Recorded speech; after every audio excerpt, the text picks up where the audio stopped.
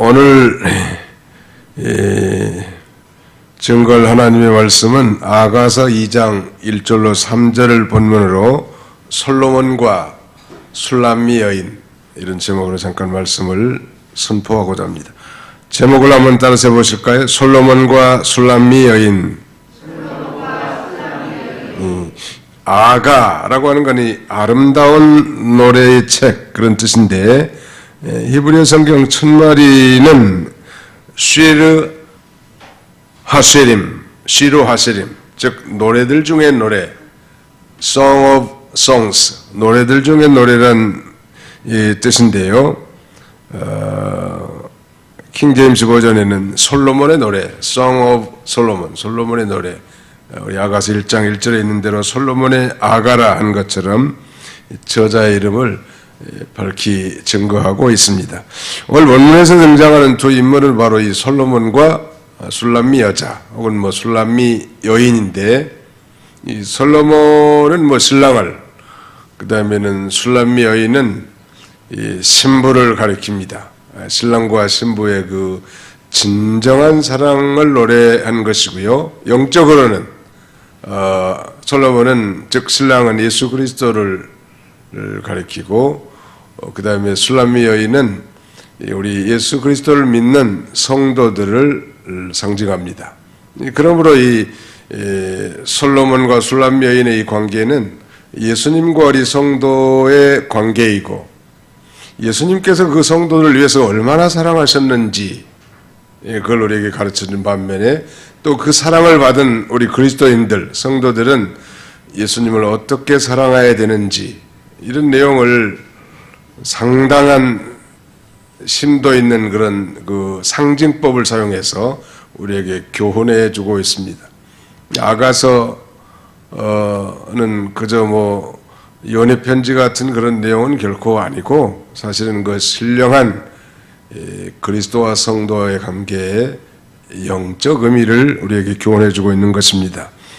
그 1절은 술람미 여인의 말이고요, 2절은 신랑 되는 솔로몬 왕의 말이고, 마지막 다시 이제 3절은 술람미 여인의 말이라고 할 수 있겠죠. 자, 1절에 보시면 나는 사론에 수선하여 골짜기에 백합을 한번 더 합시다. 나는 사론에 수선하여 골짜기에 백합하로다. 술람미 여인이 자기 자신을 이렇게 고백한 거예요. 나는 사론에 수선하여 골짜기에 백합하로다. 어떻게 보면 굉장한 겸손한 그런 표현이라고 할 수 있거든요. 겸손하게 자기를 낮추어서 그렇게 말하는 게, 나는 사론에 수선하다. 이 사론은 이 갈멜산 남쪽에 있는 그런 넓은 들판이, 지난번 우리 성지 순례팀이 갈멜산에 올라가 가지고 엘리야 선지자가 칼 들고 바알 선지자의 머리를 밟는 그런 그 동상도 본 적이 있고, 또 그 갈멜산에 쭉 펼쳐져 있는 그 땅이 바로 샤론의 들판입니다. 근데 아주 비옥한 목초지인데, 길이는 약 한 90리, 90리면은 4구 36km, 길이는 36km고 폭은 약 3, 40리 된다고 합니다. 그러니까 한 12km나 16km 정도 되는 거죠.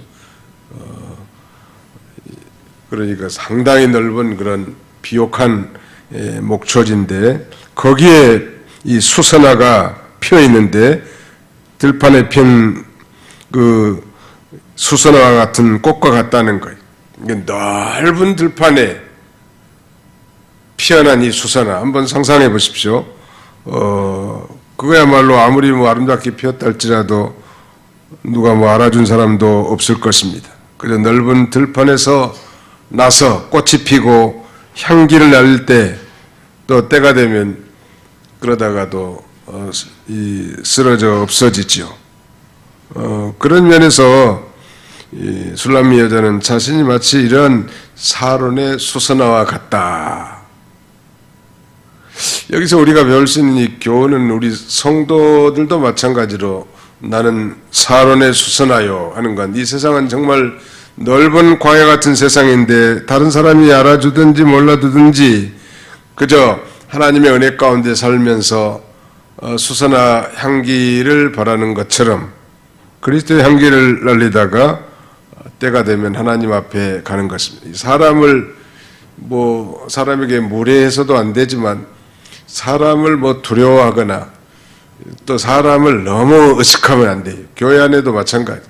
다 좀 멀찍이 떨어져야 사람도 좀 예쁘지. 너무 가까이 보면 죽은 깨도 있고 이상하게 눈가에 핏자국도 있고 그런 거예요.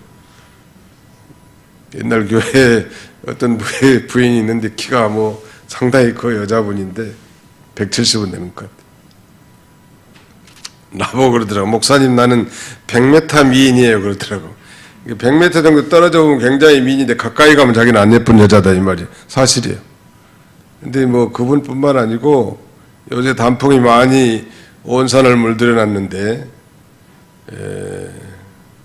단풍도 좀 멀찍이 떨어져서 이렇게 보지 아름답지 가까이 자세히 보면요 죽은 깨도 많고 아주 말라 비틀어지는 것들도 아주 많아요.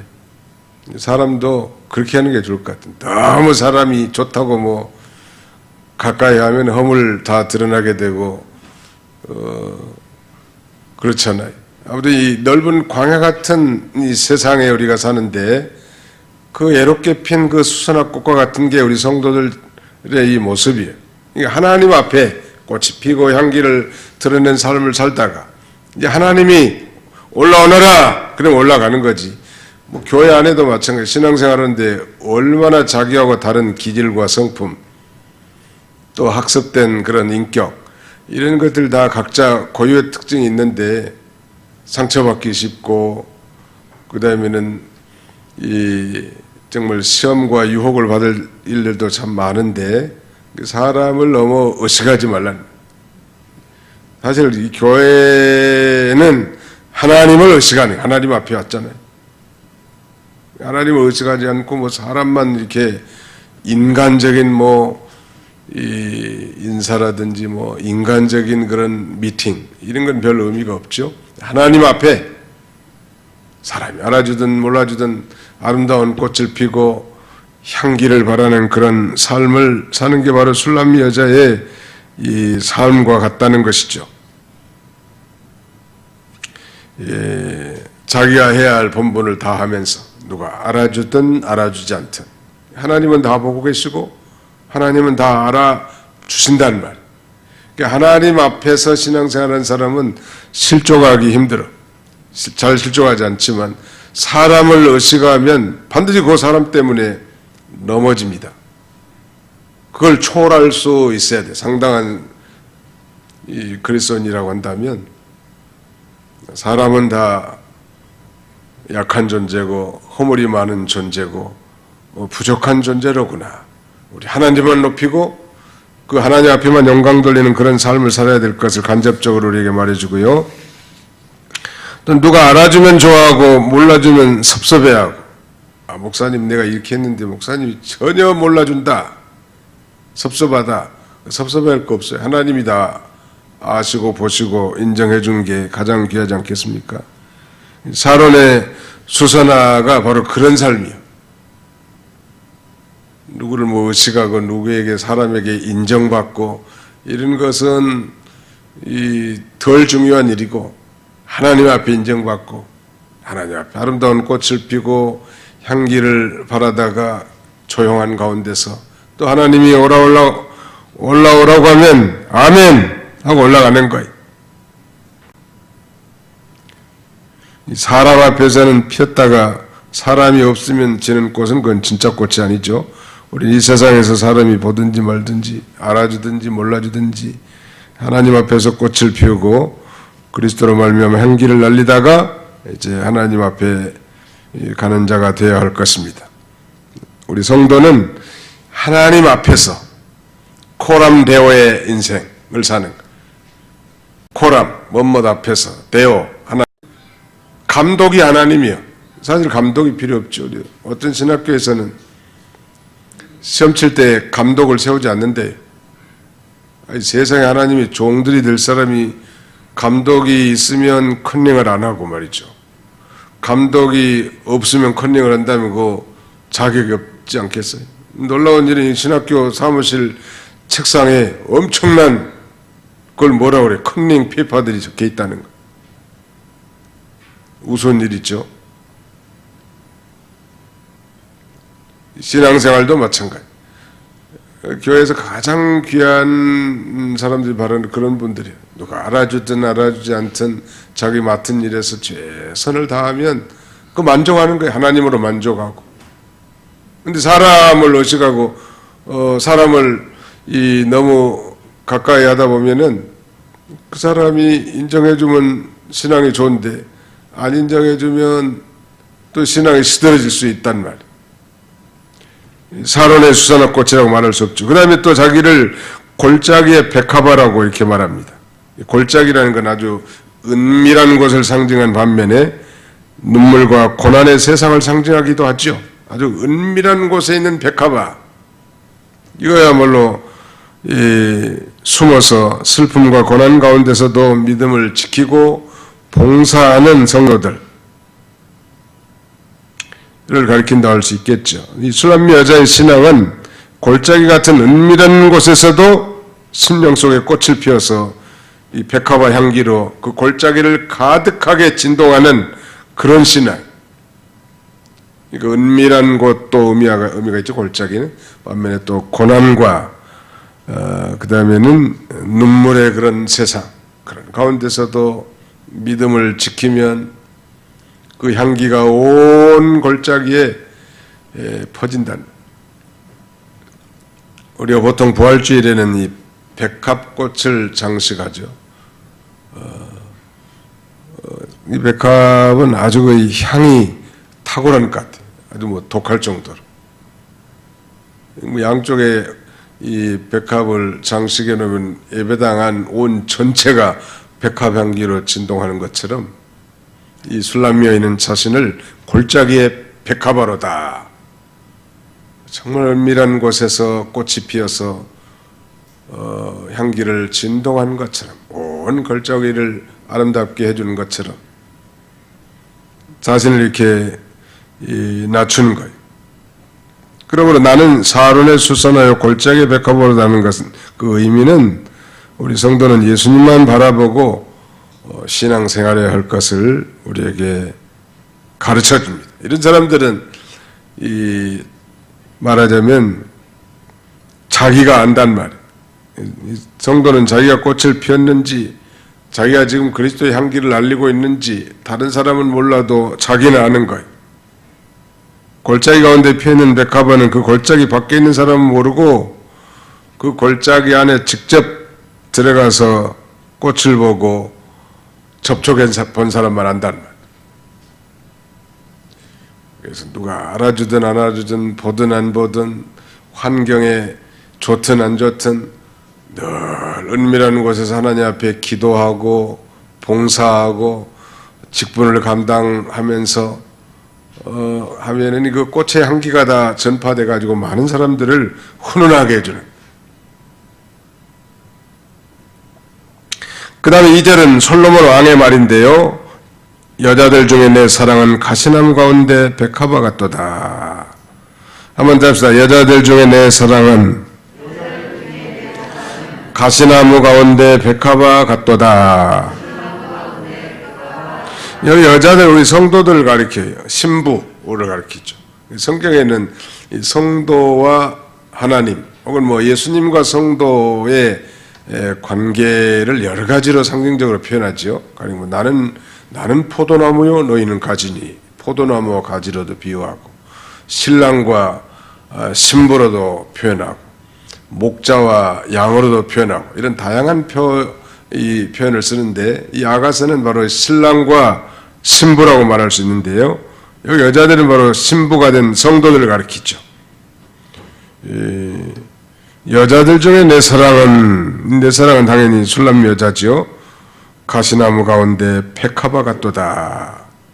이 가시나무는 이 세상과 교회와 성도들 핍박하는 그런 세력을 가리킨다고 할 수 있습니다. 가시나무, 이 험한 세상 가운데 이 가시나무 백합화라는 것은 이 험한 세상 가운데 믿음을 지키는 성도를 가리킵니다. 예수님은 참성도 이 술람미 여자를 가시나무 가운데 백합화 같이 봐준다는 거예요.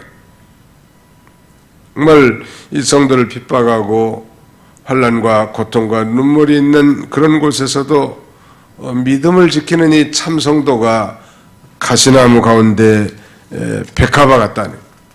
바람이 불면 이 가시가 백합화를 콕콕 찌르니까 더 향기가 아주 진동하지 않겠습니까? 우리가 이 거친 이 세상, 하나님을 대적하는 이 세상에서 믿음을 지키려고 하면, 즉 하나님과 동행하면서 말씀을 지켜 살려고 한다고 하면 환난이 더욱 많을 수밖에 없는데, 그러니 환난의 바람이 불면 그 가시들이 쿡쿡 백합화를 찌름으로 상처를 입히고, 그럴수록 백합화는 더욱더 향기를 짙게 날리게 되는 것입니다. 그러니까 이 성숙한 신자, 신령한 성도, 즉 영적인 성도는 가시나무 같은 세상에서도 하나님을 향해 꽃을 피우고 예수 그리스도의 향기를 날릴 것을 가리킵니다. 나는 영적인 성도가 있다면 교회 안에는 육적인 성도가 있는 거예요. 육적인 성도는 항상 육의 말만 해요. 이 세상에 있는 것만 말합니다. 이 세상에 보이는 것, 나타난 것, 현상적인 것, 육신에 속한 것만 말합니다. 육신에 속한 성도는. 가만히 대화를 하면 다 드러나요. 한 30분만 얘기하면 다 드러나요. 그러나 영적인 성도는 비슷한 것 같지만 영에 속한 말을 해요. 이 세상 얘기를 하지만 그 안에 영적인 것이 내포되어 있고 또 하나님과의 관련성이 나타나 있습니다. 이 교회 안에는 바로 이 육적인 성도가 있고 영적인 성도가 있는데, 영적인 성도가 바로 이 신령한 성도라고 말하는 것이고, 성숙한 그리스도인들은 아무리 세상의 호불호와 상관없이 환난과 고통의 가시가 찌른다고 해도 더욱더 믿음의 향기가 진동하게 된다는 말. 그래 육에 속한 성도는 이 가시에 찔린 이 백합화 같은 그런 향기가 나오잖아요. 오히려 가시에 찔리면 원망하고 불평하고 다른 사람 탓하고 자기 신세 타령하고 좌절하고 또 낙심하기 쉽죠. 그 영에 속한 신령한 성도는, 술람미 같은 여인들은 아무리 세상에 혼란과 핍박의 바람이 불어도 더 향기가 진동해 나가는, 더 하나님 앞에 기도하고 더 하나님을 의지함으로 그런 가운데서도 믿음의 향기가 멀리까지 이렇게 퍼져 나가는 것입니다. 손양원 목사님은 자기 두 아들을 죽인 원수를 자기 용서하고 자기의 양아들로 삼았다는 스토리는 너무나 잘 알죠. 소위 그의 별명은 사랑의 온자탄이라고 하는데, 온자탄의 파괴력이 얼마나 커요. 손양원 목사님의 이 사랑의 영향력이 6.25 때 이후로 지금 70년이 넘었는데 지금까지도 그 향기가 전파되고 있지 않습니까? 스데반 집사님도 마찬가지. 스데반 집사님도 그 순교 당할 때 그리스도의 향기를 많이 날렸죠. 술람미 여자와 같이 평소에 꽃을 피우고 있다가 환난과 죽임을 당할 때 그 향기를 더욱 잘 날린 것입니다. 당시의 사람들에게도 날릴 뿐만 아니라 후세도 날려요. 주기철 목사님도 마찬가지. 또 우리나라에 복음을 증거하러 왔다가 이 평양 대동강변에서 피 흘린 채 죽임당한 이 토마스 선교사도 마찬가지. 아니 우리 이 교회 역사 가운데도 수많은 이 성숙한 그리스도인들의 그 믿음의 행위의 그 향기가 진동한다는. 아마 우리 도봉교회도 지금까지 50여 년을 거치면서 정말 믿음의 향기를 많이 날린 그런 성도들을 기억할 것입니다. 또 그런 성도들을 본받기를 원하고,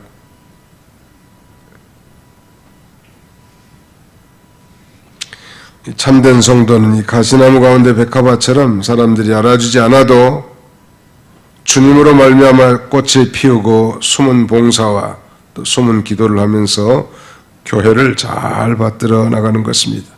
또 그 바람이 불어서 환란이 닥치면 그 속의 향기가 밖으로 나오고 멀리까지 날아간단 말이에요. 여자들 중에 내 사랑은 가시나무 가운데 백합화 같도다. 이 노랫말의 영적인 의미는 성도가 어떤 환난과 핍박과 역경 중에서도 자기 할 일을 해야 할 걸 우리에게 교훈해 주는 것입니다. 이 향기라는 것은 믿음을 지킨 행위가 아니겠습니까? 가시라는 것은 바로 이 세상의 핍박과 환난과 어려움을 가리킬 거예요. 그런 가운데서도 믿음을 지키면, 즉 자기 할 일을 다 하면 그 향기가 멀리까지 진동하고 퍼져나갈 걸 우리에게 가르쳐 줍니다. 3절을 같이 한번 읽어보실까요? 3절입니다. 시작. 남자들 중에 나의 사랑하는 자는 숲을 가운데 사과나무 같구나. 내가 그 그늘에 앉아서 심히 기뻐하였고 그 열매는 내 입에 달도다. 남자들 중에 나의 사랑하는 자, 예수님을 가리킵니다. 또 숲풀은 모든 사람들을 가리키죠. 모든 인생이 다 풀과 같다고 하지 않았습니까? 풀은 마르고 꽃은 시들어지되 하나님의 말씀은 새새토록 있도다. 모든 숲풀들은 다 사그라들고 없어진단 말이에요. 그런데 남자들 중에 나의 사랑하는 자, 이 신부가 지금 신랑을 칭송하는 것입니다. 예수님은 숲풀 가운데 사과나무 같이 아주 많은 사람들 위해 뛰어날 걸 가르칩니다. 즉 예수님의 위대하심을 노래하는 것입니다. 이 신부는 신랑을 남자들 중에 사과나무 같이 독특한 존재라고 고백하는, 소위 그 군계 일학이라는 말 있잖아요. 군계, 수많은 닭들 가운데 아주 우뚝 선 학 한 마리처럼 말이죠. 그 숲풀 가운데 우뚝 서 있는 이 사과나무처럼 신랑 되신 예수님의 그 위대하심을 노래하고 찬양하는 것입니다. 또 사과나무는 숲풀과 달리 사람에게 유익을 주는 열매를 맺죠. 그리고 그 열매는 아름다운 향기를 내고 또 좋은 영양소가 됩니다.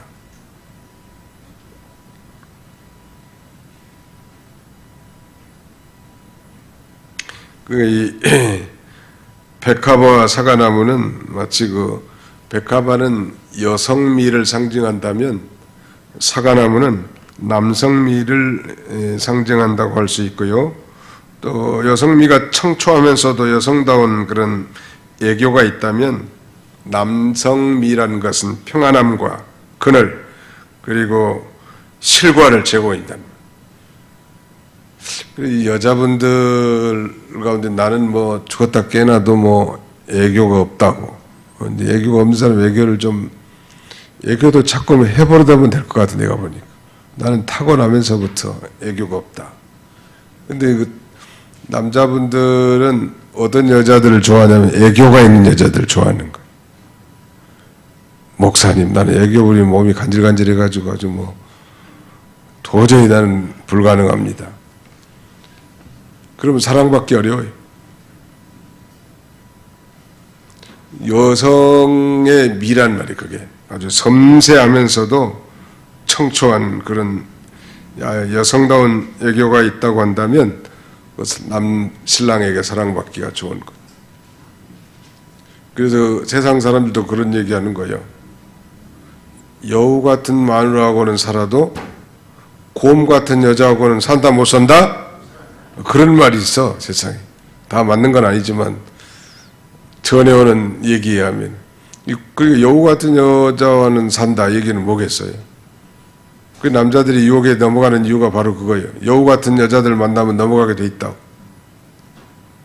아니 자기 부인은 뭐 곰같이 미력투기해가지고 뭐 남편에 대한 애교도 전혀 없는데 어느 날 그 남편이 다방에 갔더니, 다방이 요새는 없죠. 카페 갔더니 뭐 카페 아름다운 여인이 뭐 자기를 사장님이라고 불러주면서 여기 오만 애교를 다 떠니까 말이에요. 넘어가는 거예요. 정말 가정에서 사랑을 받는 남편이 그럴 이유가 전혀 없고 그 반대도 마찬가지라고 봅니다. 이 백합화와 사과나무는 좀 대조적이죠. 백합화는 여성미를, 사과나무는 남성미를. 사과나무 우뚝 선, 숲을 가운데 사과나무가 우뚝 서 있으니까 이 사과나무는 이 풍성한 열매뿐만 아니라 그늘을 제공해 주는. 그러니까 아내가 남편에게, 아니 신부가 신랑에게 기대어 평안함을 누릴 수 있다면 아마 그건 뭐 영적인 의미가 아니라도 이 세상에서도 행복한 가정이 될 수 있을 것 같아요.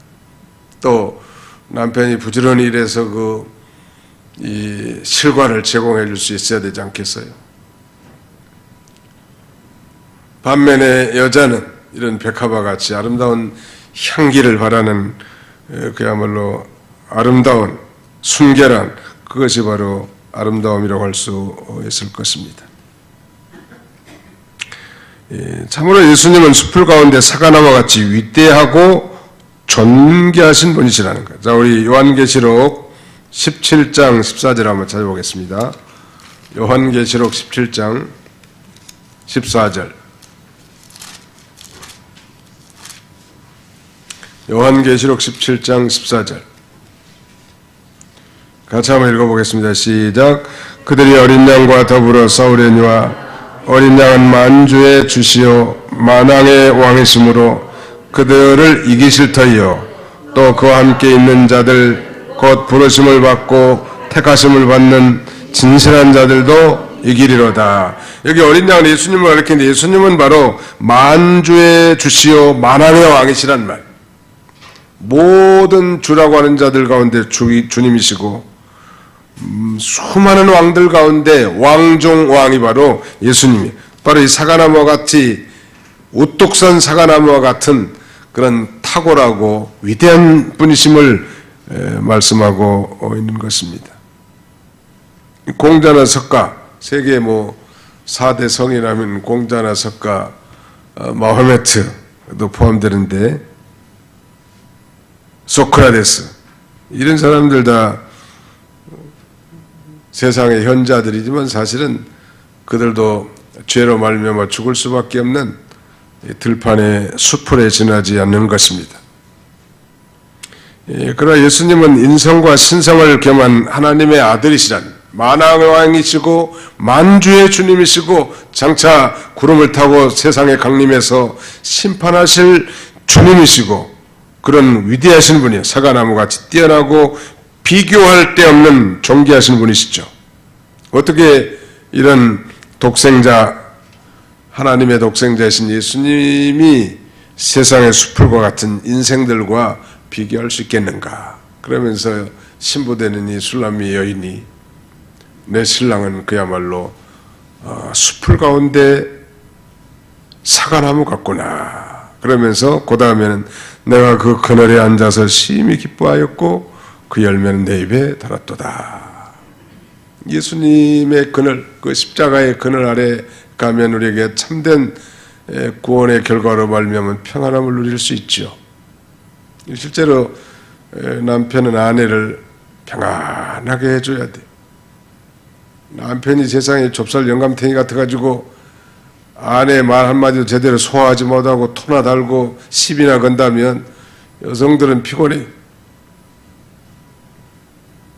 장에 시집가기 전에는 아주 마음에 들어가지고 저 사람하고 살면 정말 마음이 편안하고 행복하겠구나 했는데 막상 결혼해보니까 이건 좁쌀 영감탱이. 마누라 말 한마디도 소화를 못하고 시비 걸고 자기 주장이 나오고 그 어디에 살겠어요? 그러나 우리 주님은, 우리의 참된 신랑이신 우리 주님은 그 아래 피하는 자에게 진정한 그늘이 되어주셔서 누구든지 그에게 귀한 자에게 이 슬픔이 변해서 기쁨을 주시고 뿐만 아니라 참된 위로와 평안을 주신다는 말. 그리고 초청하죠. 수고하고 무거운 짐진 자들아 다 내게로 오라. 내가 너희를 쉬게 하리라. 나는 마음이 온유하고 겸손하니 내 멍에를 메고 내게 배우라. 그리하면 너희가 쉼을 얻으리라. 그 숲을 위에 높이 솟은 이 사과나무 그늘 밑에 쉬는 거예요. 십자가의 그늘 밑에 들어가서 참된 위로와 참된 안식을 우리가 누릴 수 있고, 더 나아가서는 그 열매는 내 입에 달았도다 그랬습니다. 이 술람 여인이 사과나무 아래 앉아서 뜨거운 햇볕을 피하고 쉬는 것인데, 바로 성도가 예수님 안에서 이 세상이 정말 핍박과 환난과 시험과 고난이 많지만 거기서 안식을 누리는 거예요. 우리 이 세상에, 이 거친 세상에 살다가 또 하나님 앞에 나와서 위로와 안식을 누리고 또 새로운 힘을 얻어서 세상에 나가서 사는 것처럼 이 술람 여인이 그렇게 산다는 거예요. 그리고 주님 안에서 심히 기뻐하는 생활을 하고 또 사과나무의 열매를 따먹는 생활을 하는 것입니다.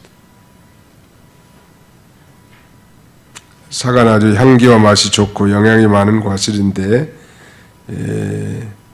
말하자면 예수님으로부터 공급되는 꿀과 같이 단 그런 생명의 열매를 먹고 만족하는.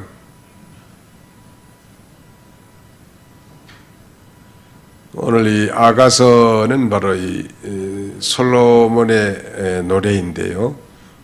노래 중에 노래, Song of Songs라는 것은 가장 위대한 노래라는 뜻으로 세상 사람들에게 자칫 오해의 소지가 다분히 있지만, 육적으로는 정말 신랑과 신부의 진정한 아름다운 사랑을 노래했을 뿐만 아니라 영적으로는 예수님과 성도 사이에 그 놀라운 사랑을 노래하는 것으로 예수님이 우리 성도를 향해서 어떠한 사랑을 베풀으셨는지를 알게 하고, 또 동일하게 신부 되신 우리 그리스도인들이 우리 주님을, 즉 신랑 되시는 예수님을 어떻게 사랑해야 될지를 우리에게 교훈해 줍니다.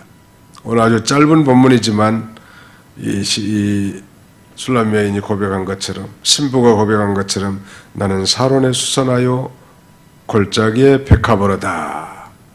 누가 알아주든 안 알아주든 인정해주든 그렇지 않든 사람을 의식하지 아니하고 하나님 앞에 자신의 직분을 감당하고 삶을 살아야 될 것을 우리에게 가르쳐 준 것입니다. 뿐만 아니라 여자들 중에 내 사랑은 가시나무 가운데 백합화 같도다. 신랑에게 지금 인정받는 거예요. 비록 험악한 세상, 핍박과 고난과 질병과 역경이 많은 그런 세상에 살지만 거기서 믿음을 지킬 때마다 더욱더 이 그리스도의 향기가 퍼져나오는 그런 삶을 살아야 할 걸 우리에게 가르쳐주고, 동시에 이제 마지막 세 번째 3절은 술람 여인이 바로 예수님에 대한 위대한 이제 신앙 고백하는 거예요. 베드로같이 주는 그리스도시요 살아계신 하나님의 아들이시니다. 즉 신랑의 그 위대함과 그 탁월함을 노래하는 것입니다. 우리가 교회에 나와서 그걸 하는 거예요.